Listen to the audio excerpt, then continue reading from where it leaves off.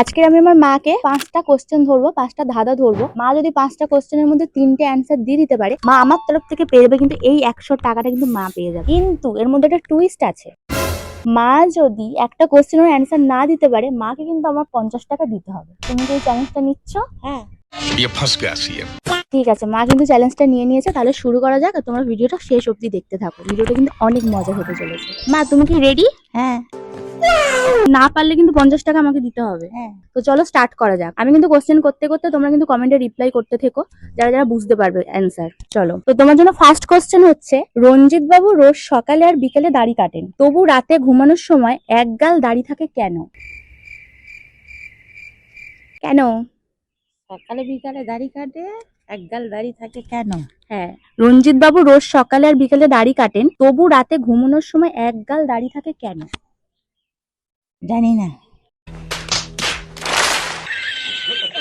ভাবো ভাবো, ভাবতে থাকো। কি দাড়ি কাটে আবার দাড়ি থাকে?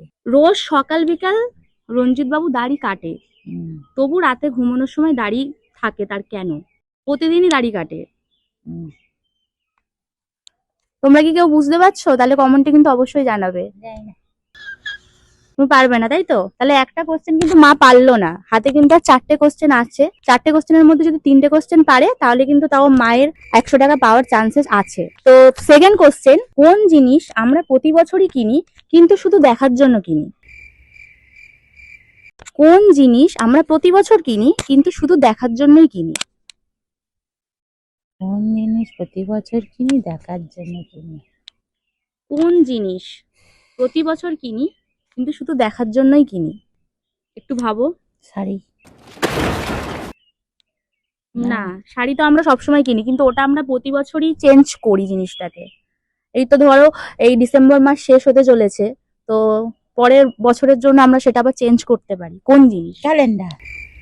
হ্যাঁ, মা একদম ঠিক বলেছে, এটা কিন্তু ক্যালেন্ডার অ্যান্সার ছিল। মা কিন্তু অলরেডি একটা কোশ্চেনের অ্যান্সার পেরে গেছে। ঠিক আছে, তোমরা দেখতেই পেলে। নেক্সট কোশ্চেনে এবার আমি যাব। এটা হচ্ছে 3 নম্বর কোশ্চেন। কোন টেবিলে খাওয়া যায় না? Third question. পড়ার টেবিলে। পড়ার টেবিলে তো চাইলেই কেউ খেতে পারে।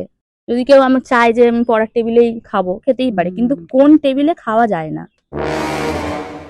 গাইস, তোমরা কি বুঝতে পারছো? বুঝতে পারলে কিন্তু কমেন্ট করে জানাবে যদি বুঝতে পারো। কোন টেবিল? কোন টেবিলে খাওয়া যায় না? এত টাইম দিতে পারবো না, যায় 10 না। সেকেন্ড করে টাইম দিচ্ছি।